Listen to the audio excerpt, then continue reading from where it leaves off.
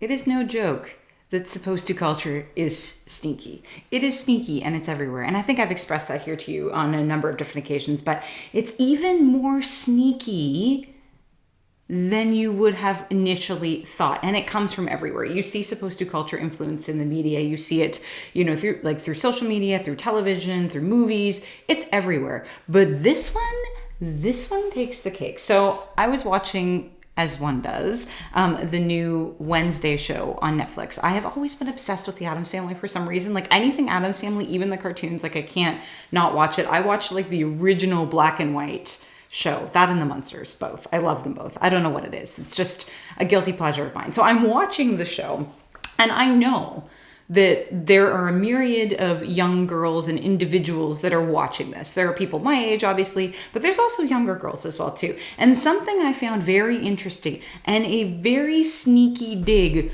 on supposed to culture, I guess, influenced in that show, is there is a scene there when Wednesday is talking to Pugsley. It's actually in the very, very first episode where he is, and like, spoiler alert, I mean, I'm not really giving anything away, but there's a moment she finds that her brother Pugsley has been stuffed into a locker by some bullies, and he's upset, visibly upset. He's crying, or he has tears in his eyes.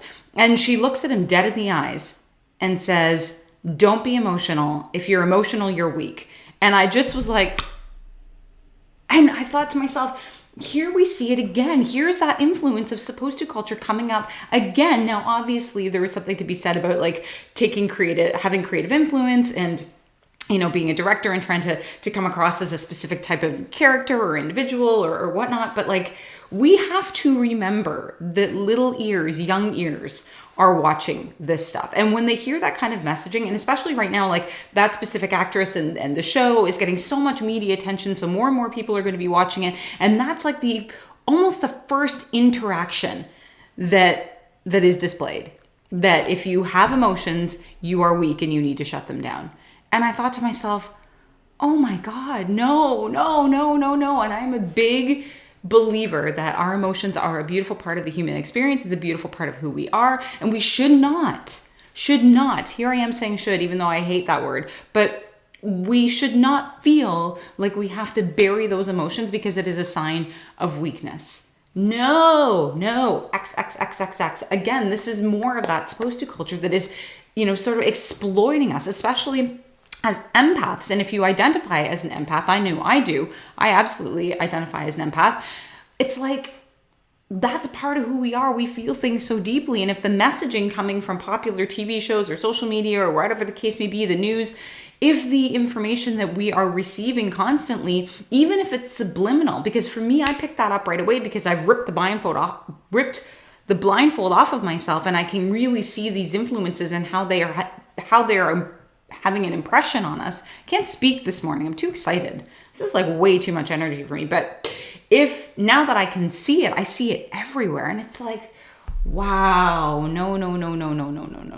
Your emotions are a beautiful part of who you are, and you should not have to shut them down. It does not make you weak. If you feel emotional and you feel like you're crying and you want to cry, allow it to be there. I had a lot of this last week as I was struggling with a few things where I really had to cry. And I guess I had a cry just stored up in my system because once the floodgates opened, I just cried about everything. And like, there were moments where I was like, wait, why am I crying? Why can't I just stop? And even me, I have to remember, no, you need this. Your body needs this. This beautiful expression of crying and emotion is the reset your nervous system needs in order to be able to move through, to deal with grief or to deal with challenges or to whatever was going on in the body. It needed to come out. And if I had shoved that down and had continued to internalize the rhetoric that if I cry, I'm weak, imagine my poor body there would be no sense of safety in my body. There would be nothing there. It would just be shoved down, waiting. And I know that when we hide our emotions, when we shove them down, when we don't feel them, when we don't allow them to have their full expression, that's when it gets stuck in the body, and it's going to come out one way or another. It might come out as an angry outburst. It might come out as dis-ease in the body. It could come out with in terms of tension, could come out through tension, headaches. It could come out through just headaches in general, exhaustion, fatigue. It's going to come out one way or another. But again, we need to stop internalizing these consistent and persistent messages that supposed to culture are giving us through the media, because they are everywhere. And I really want you to take a moment and sort of watch out for them, look out for them, be mindful of the things you're watching. Do this as an experiment today as you're watching some of your favorite shows tonight, because I mean, I am a big believer that having a moment just to Netflix is a form of self-care.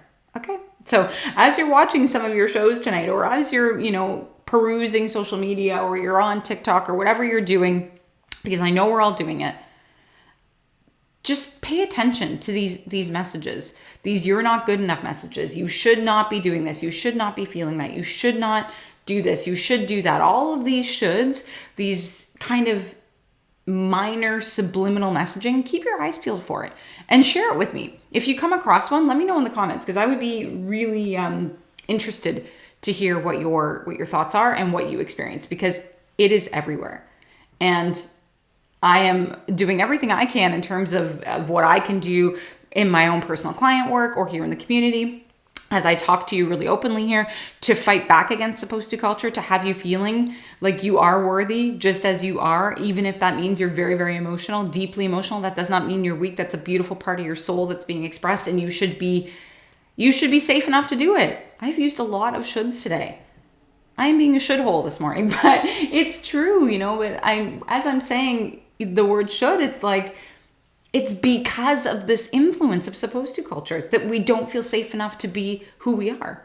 And I am standing up tall, and I am fighting back against it. And I'm hoping that I can support you in doing all the same. So, with that, I'm going to go and get my day started. But as always, I hope you are happy. I hope you're healthy. I hope you're abundant. And of course, make it a great day. Make it a great day. Make it a great day. This is me taking a stand against supposed to culture. I say no, the blindfold is off. Let's get to it.